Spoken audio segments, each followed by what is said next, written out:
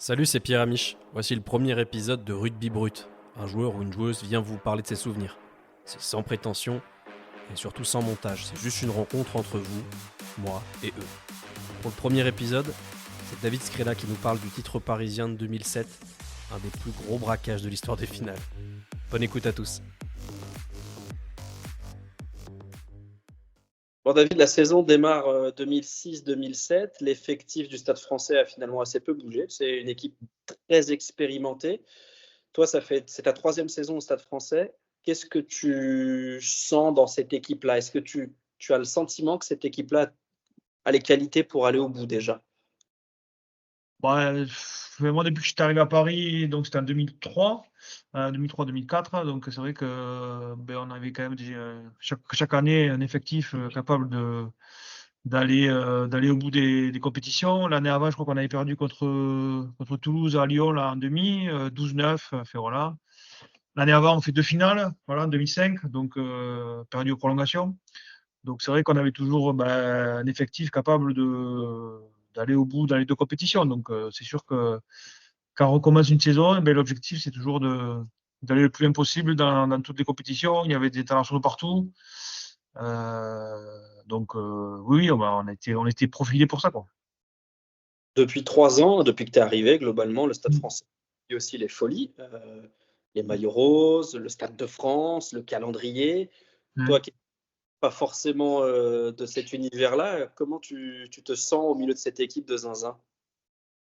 C'est vrai que au départ c'est un peu déstabilisant, hein. C'est vrai que moi j'étais à Colomiers depuis tout petit, donc il m'a fallu un petit temps d'adaptation et j'ai eu 5-6 mois un peu compliqués. Le temps de s'adapter à Paris, une nouvelle club, nouvelle ville, un nouveau club, des nouveaux coéquipiers, voilà, une nouvelle vie tout simplement. Donc c'était un peu compliqué, mais après on se rend compte que c'est un peu différent après des autres clubs. C'est-à-dire que vous êtes un peu connu quand que vous êtes à Chambouin, mais après, dès que vous faites 300 mètres, plus personne ne vous connaît.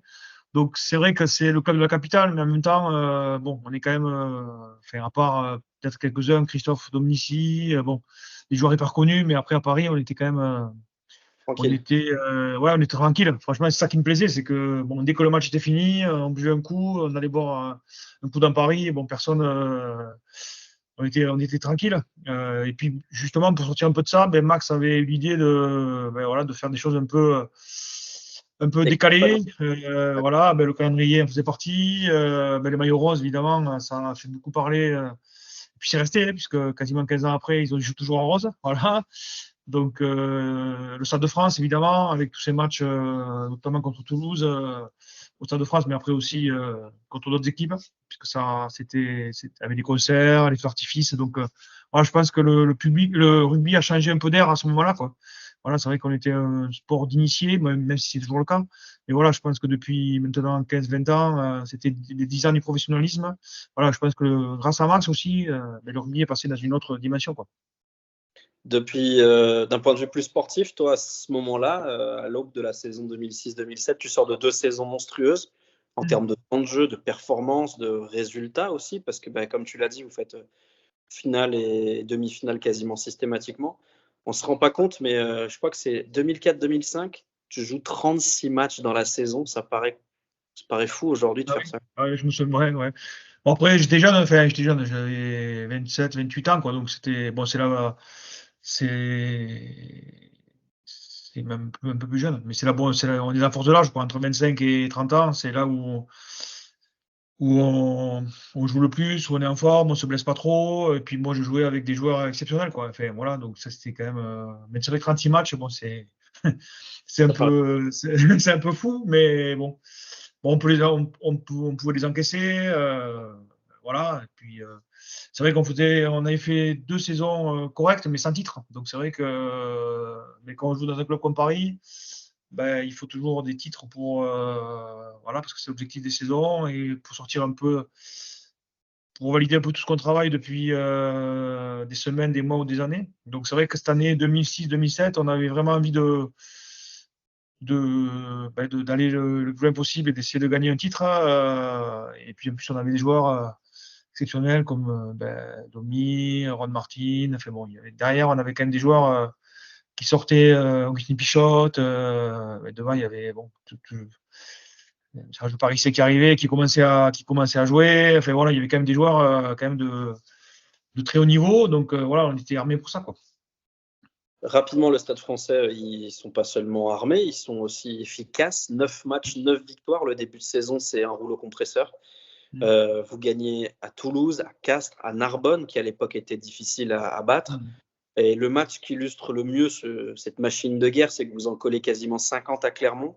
Victoire 45-13. On a commencé à l'évoquer. Au Stade de France? C'était au Stade de France, non? 45-13. Ouais, je crois que c'est au Stade de France, celui-là. Ouais, je crois. Ouais. Et qu'est-ce qui fait que cette équipe-là, elle est intouchable? C'est autant le talent que les liens que vous avez tissés entre vous? Oui, et puis c'est vrai que je pense qu'on est beaucoup de joueurs à maturité, c'est-à-dire que des joueurs qui ont entre 25 et 30 ans, avec quelques jeunes, Julien Arias qui est arrivé, Juan Martin qui était un peu plus jeune, mais voilà. Et après, il y a beaucoup de joueurs qui étaient là depuis longtemps, on se connaissait très bien. Fabien aussi avait repris le club un an avant ou deux, donc bon, la patte de Fabien commençait à se voir aussi sur la façon de jouer, quoi. Voilà, donc je pense que tout était un peu réuni pour que ça marche plutôt bien. Physiquement, on était bien aussi, peu de blessés, donc voilà, tous les voyants étaient ouverts pour que cette équipe-là tourne ensemble, quoi. Évoque les blessés, vous êtes épargné une grosse partie de la saison. Il y a quand même 2 passages délicats, forcément. C'est le 6 Nations, parce que vous êtes très bon, donc il y a beaucoup de joueurs qui vont disputer le 6 Nations. Et puis, saison où la première ligne est décimée, Peter De Villiers et Sylvain Marconnet sont pétés, Nani Corletto se blesse, Sean Sowerby aussi. Est-ce que tu te souviens de cette période-là, des dernières journées où on sent que les phases finales approchent et c'est le moment de vérité? Comment ça se passe dans le groupe? C'est vrai qu'on avait été un peu habitué à voir partir tous les internationaux, quoi. Voilà, c'est vrai que puis moi je crois que je pars cette année-là aussi, 2007 là, je crois que c'est le tournoi où ouais, je crois que je le fais ce tournoi-là. Puis après c'est la Coupe du Monde, donc oui, je crois que donc oui, c'est vrai qu'on partait beaucoup en équipe de France mais bon, on avait quand même l'habitude, hein, voilà, de les voir partir. Et puis on avait un effectif quand même qui était même la chance qu'on avait, c'est qu'on avait 35, 40 joueurs qui étaient de bon niveau, de haut niveau, qui étaient capables de. S'il y a un joueur qui se blessait, l'autre était aussi bon, voire des fois meilleur quand il était dans des bonnes conditions. Donc c'est vrai que, un peu comme le Stade d'aujourd'hui, c'est vrai que le Stade Toulousain, ils arrivent même malgré les doublons à avoir des jeunes joueurs qui sont capables de jouer à ce niveau-là. Donc nous, c'était un peu pareil à cette époque-là, mais malgré le fait qu'il n'y ait pas les internationaux, ça tournait bien, malgré le fait qu'on ait des blessés importants, les joueurs qui jouaient étaient aussi bons. On avait Pablo Lemoine qui remplaçait Sylvain Marconnet à gauche. Bon, quand vous avez Sylvain et que vous mettez Pablo Lemoine, bon, ça. C'est pas trop Il y a mal. quand même Ouais, voilà, c'est la chance qu'on avait, c'est qu'on avait voilà à chaque poste quasiment 2 joueurs de niveau équivalent. Donc évidemment, les meilleurs jouaient quand ils étaient. Ça fonctionne de la forme, et du moment, de l'expérience et après des choix du coach, mais c'était ça notre force, quoi. On était 35 joueurs capables de jouer à ce niveau-là, quoi. Il y avait quand même une grosse interrogation à l'orée de ces phases finales. C'était au poste de pilier droit. Je ne vais pas te faire analyser les mêlées, mais il y avait un joueur qui était moins connu que les autres, Pedro Ledesma, qui avait été ciblé et qui est bon présent notamment en demi-finale et en finale. C'est un peu la surprise du chef, en fait. Ouais, c'est vrai que Pedro, c'est vrai qu'il était arrivé un peu de nulle part, inconnu il y a quelques mois avant. Et c'est vrai que on n'avait plus Peter, donc il a fait le job, hein. Voilà. Après, je pense qu'il a été bien entouré aussi par tout le monde. Et puis en demi contre Biarritz et en finale contre Clermont, je pense qu'on va reparler de cette finale.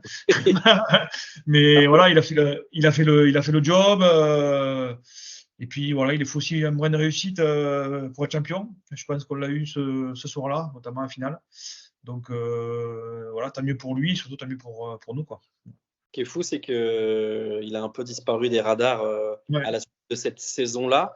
C'est le destin de certains joueurs d'être au rendez-vous le jour J ou à l'instant T et parfois de ne pas pouvoir durer. Sur la demi-finale, tu croises la route, toi et le Stade français évidemment, Biarritz Olympique. La feuille de match, elle est terrifiante. Sur les 22 joueurs qu'aligne Biarritz, il n'y en a que 3 qui ne sont pas internationaux. C'est JB Goblet, Philippe Bidabé et Ouais. le troisième, je ne sais plus. Enfin, c'est une équipe qui est sur le papier terrifiante. Est-ce que tu te rappelles de cette époque-là du Biarritz Olympique Oui, très bien, très bien, je me rappelle très bien, puisque ouais. Bah, c'était un peu là à l'époque, il y avait plutôt 3-4 équipes il y avait le Stade Toulousain, il y avait Clermont aussi qui commençait, voilà, et Biarritz, mais qui était champion de France l'année avant, en 2006, qui avait foutu 45 pour points. aller au Stade. Voilà, donc oui. C'était la grosse équipe de Biarritz, avec Yachvili, Arnaudoki, Damien Tra et Perrelong, avec que des internationaux partout, Brusque, bon. Voilà, et puis bon, mais c'était toujours des matchs un peu particuliers quand on fait contre Biarritz ou contre Toulouse. Voilà, c'est des matchs de haut niveau qui se jouent à pas grand-chose. 2 ans avant, on perd en prolongation au Stade de France contre eux, avec un arbitrage, bon, un peu, voilà, mais bon, c'est comme ça. Je crois que le IH il met 30 points, moi je crois que je mets 27 ou 28 aussi. Enfin, bon, c'était une finale un peu dantesque. Donc, ça a toujours été des matchs un peu particuliers, même à Biarritz ou à Jambouin. Contre eux, c'était toujours. Et puis là, ça se joue sur pas grand-chose non plus. Hein, c'est un match quand même assez serré, un peu fermé, mais qu'on gagne sur la fin, je crois. Ouais. Ouais. Je pense que vous connaissez à la fin quasiment. Pour là, tu partages le tir au but avec Juan Martin.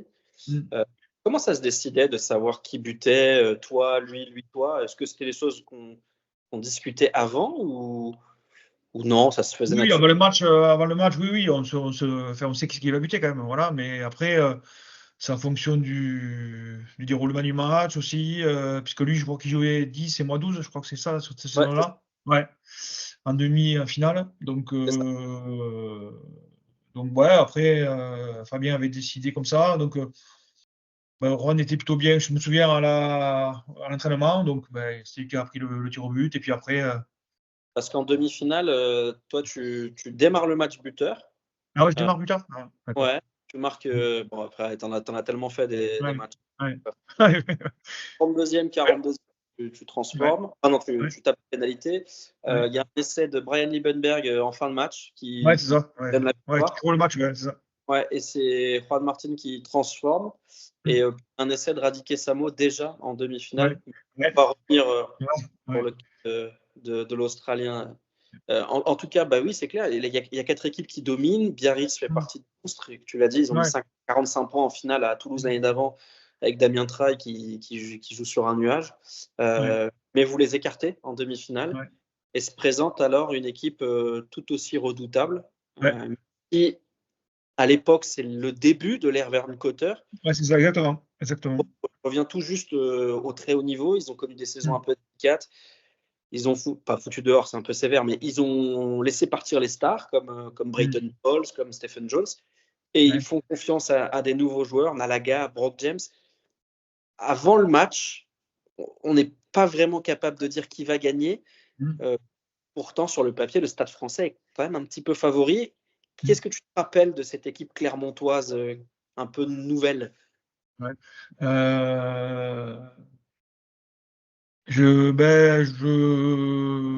ouais, c'est vrai que on connaissait pas trop encore, mais Brock James qui commençait, Nalaga, Anthony Floch, c'est le début de Van Cotter aussi, donc c'est vrai que c'est une équipe qui se mettait en place, hein,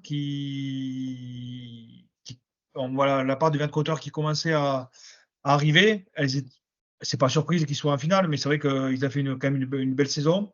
Et ils sont là, il y a Tony Marsh aussi au centre, Ouais, je me souviens, voilà. Julien Malzieu, enfin, ouais, ils avaient quand même des joueurs, Lise Hermelin, je ne sais pas si Julien Bonner était déjà là, je crois peut-être pas. Mais voilà, Thibaut Privat, Cudmore, enfin, il y avait quand même des joueurs, je crois qu'il y avait les Desma aussi, Celso, enfin bon, ils avaient quand même une belle équipe de pénibles aussi, quand même, voilà. Donc, voilà, et ce que je me souviens, c'est que, notamment sur la première mi-temps, je crois qu'à la mi-temps, ils gagnent 12-6 ou 12-9, peut-être, ou 15, je me souviens, il n'y a pas un gros écart.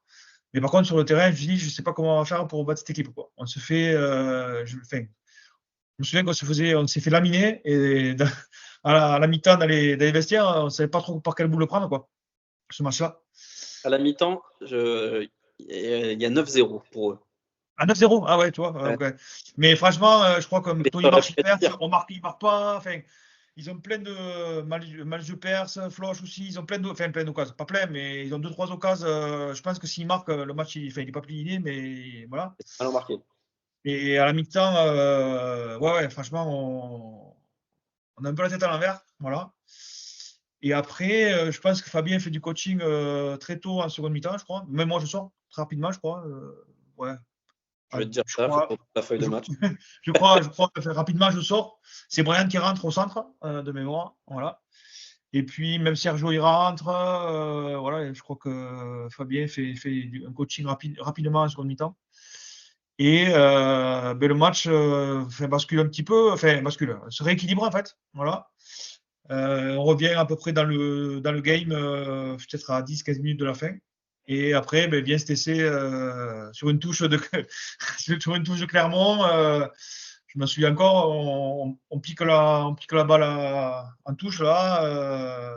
Brian qui fait une passe, on écarte un peu, il fait une passe sautée, on perce avec Julien Arias au milieu là. Et puis après, sur le retour, c'est Radiké Samo qui, comme en demi-finale, marque cet essai à quoi, 2 minutes de la fin ou 3 minutes, je ne sais plus. Ouais, c'est ça, ouais. 2 Ouais, minutes. ouais, Donc, Radiké Samo, c'est curieux parce que c'était une star en arrivant. Et ouais. puis assez rapidement, malheureusement pour lui, Mm. il n'arrive pas trop à s'adapter. C'est un peu Ouais, difficile. Il joue des bouts de ouais, match, il perd sa ouais. place. On l'utilise parfois à l'aile même. Enfin, Ouais, ouais, c'est vrai, c'est vrai. Ouais, c'est pas évident pour lui de s'imposer. ouais, Et c'est lui qui arrache la victoire. Est-ce que tu peux nous ouais. parler un peu de ce bonhomme-là qui est quand même particulier? Ouais, après, c'était un super, enfin, il était super sympa, ce mec. Enfin, je me souviens, avec sa coupe de cheveux, là, un peu rasta. Un peu aussi, genre, je sais pas s'il était fidjien ou tongien, enfin, bon, ça, moi, Ouais, bon. Ouais, Fidjien ouais, d'origine, oui. ouais, voilà, voilà. Donc, un peu cool quand même aussi, pas trop prise de tête, mais après, un physique hors norme, voilà, un bout de bois, physiquement, c'était. Après, il était très fragile. Il avait toujours des douleurs, je me souviens, aux genoux, aux chevilles. Mais après, un physique, enfin, voilà, il courait vite. Il était capable de faire des choses un peu incroyables, quoi. Voilà. Un avant. Mais après, je crois qu'il est parti en Australie, il marque un essai contre les Blacks, là. Pareil, Ouais. où il perce sur 60 mètres. Enfin bon, voilà, c'était un peu l'ovni, quoi. Et c'est vrai qu'il avait un peu végété un peu la saison. Et là, c'est vrai que sur les 15 derniers jours, voilà, il marque 2 essais qui font qu'on est champion. Ça, enfin, bon là, il est sur la fin de l'action, mais c'est vrai que voilà, c'est vrai qu'il était capable de fulgurasse, quoi. Ce qui est drôle, c'est que Radiké Samo s'est tatoué Stade français 2007 sur le bras. Oui, d'accord. Et, et, et Ouais, aujourd'hui encore, il porte le signe ouais, de victoire sur lui, ce qui est assez curieux parce qu'il a passé finalement un peu de temps au Stade français, ouais, juste le temps d'être champion et de repartir en Australie.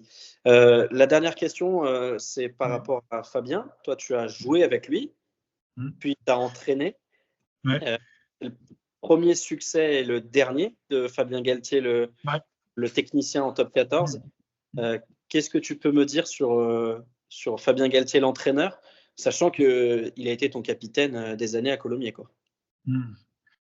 Bah alors Fabien, après voilà, c'est vrai que c'était un très bon technicien, voilà, qui a fait évoluer après le passage de Nick Manette, où c'est vrai que c'était Ouais. très bon. Nick c'était à la Sudaf, hein, voilà, donc très bon sur comment dire, la prépa physique, La voilà, rigueur. la rigueur exactement. Bon voilà, c'était très sur ça, ce qui avait marché puisqu'il avait fait 2 fois champion de France. Voilà, Fabien, lui, est arrivé avec 10 de jeu. Voilà. Alors, toujours très structuré, mais voilà, il y avait quand même plus de possibilités, des options qu'on pouvait activer ou pas. Il laissait beaucoup de liberté aux joueurs. Donc voilà, c'est là qu'on a commencé à voir un peu le tacticien que c'était. Voilà, après, Fabien, il y a toujours des choses sur lesquelles il travaille. Et je crois maintenant, je ne sais pas ce qu'il a dû travailler depuis, mais voilà, c'est vrai qu'après, sur la gestion de lui-même, c'est peut-être un peu plus compliqué. En plus, il était jeune entraîneur. Donc, des fois, Tu fais des ça bêtises. chauffe un peu parce qu'il y avait des caractériels aussi au Stade français. Mais bon, c'est que il arrivait quand même à nous remettre sur le droit chemin, à ce qu'on soit performant le week-end. Donc voilà, c'est vrai qu'il a fait évoluer quand même le jeu du Stade français pendant ces 3 ou 4 ans qu'il a été entraîneur. Voilà. Voilà, c'était Rugby Brut avec David Scrella. J'espère que cet épisode vous a plu. Si c'est le cas, n'hésitez pas à le dire autour de vous ou sur les plateformes en mettant des notes. Puis abonnez-vous, comme ça vous ne louperez aucune rencontre. Moi je vous dis à très vite pour un nouvel épisode, de nouvelles anecdotes et un nouveau joueur ou une nouvelle joueuse qui vient nous raconter son rugby. À très vite sur Legendary Plays.